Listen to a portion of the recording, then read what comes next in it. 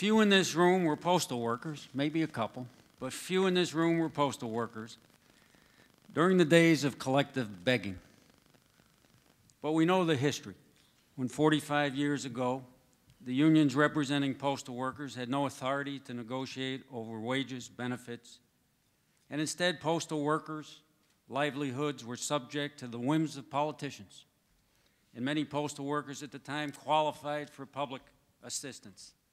But today, since the advent of true collective bargaining gained following the postal strike in 1970, postal workers' lives have vastly improved. And representatives of our union today sit across the bargaining table from you on the management side as equals. Not because we have important titles, but because we have a union that's been sustained and supported by the membership.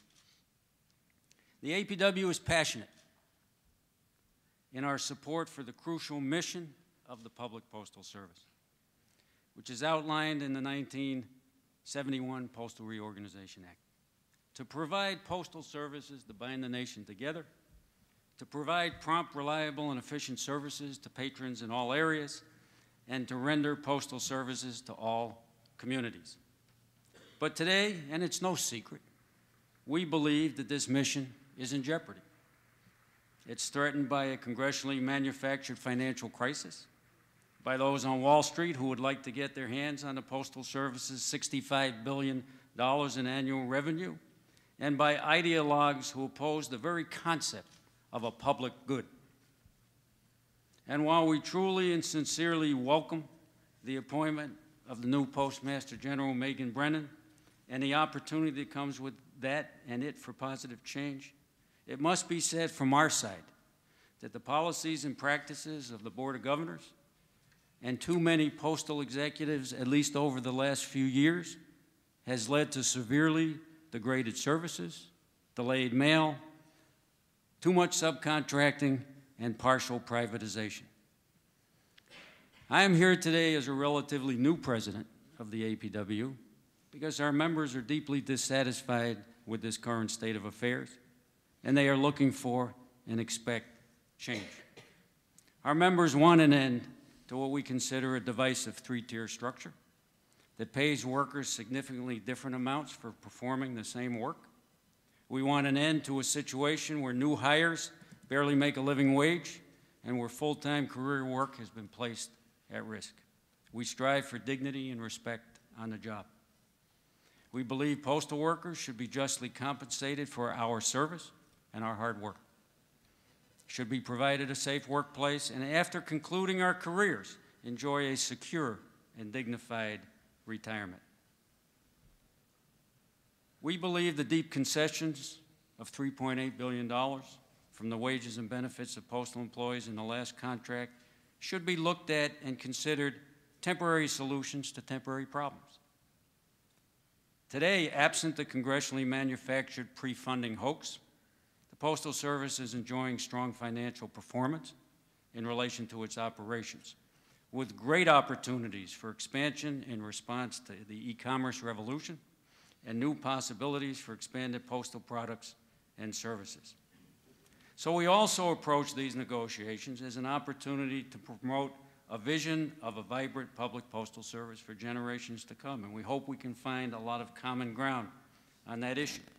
We will be putting forth proposals as the months come before us, so between now and May 20th, we will be putting forth proposals for maintaining overnight delivery standards, halting plant closings, expanding hours of service and staffing for the customers, and providing financial services such as postal banking. There are indeed competing visions for the future of the Postal Service. The USPS deal with Staples is one stark example of a direction that the APW rejects. It transfers living wage jobs to low-wage sector jobs and undermines the sanctity and security of the mail. But it also props up the profit margin of an anti-worker company which has paid millions in back wages to settle allegations of wage theft and attaches the trusted postal brand to a company that was recently singled out by the U.S. President for its shameful practices of cutting employee hours to avoid the company's obligations to fund employees' health insurance under the law. Another example of our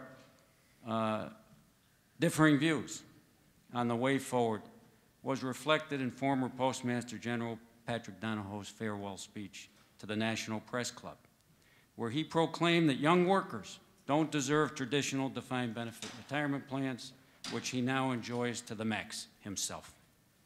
He called on Congress to use the Postal Service as an incubator for destroying these decent retirement plans, which every postal worker in this room enjoys, and as a prelude to eliminating such plans for all federal workers. The APW vehemently opposes this race to the bottom and hope with the new leadership of the Postal Service this thinking will be buried in the past. For we believe that the Postal Service should be an incubator, as it has been for decades, of good living wage jobs for workers from all walks of life, with equal pay for equal work for women and minorities, and solid job opportunities for veterans. This is part of our answer to the shocking and growing income inequality, where next year, 1% of the world's wealthiest individuals will control more than the combined wealth of the other 99%. The Postal Service's future, we believe, can be bright, and key to its success is the hard work and dedication of hundreds of thousands of postal workers, from those who sell the postage and accept packages, to those who sort medicine and catalogs, to those who transport the mail and repair the vehicles, to those who maintain the equipment and facilities, and to those who deliver the mail. We will approach these negotiations with passion for the public we serve and the workers we represent. We will keep an open mind. We'll forthrightly share our proposals and our views, and we pledge to be honest in our dealings. We will work hard to achieve a negotiated collective bargaining agreement.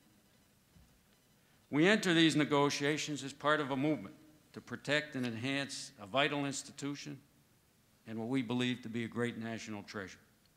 Many friends and allies, some who have generously shared their time to be present today, are part of this effort. And we meet here on opening day, when thousands of APW members around the country are taking up the call for good service, good jobs. And with that mandate, the APW is ready to get to work.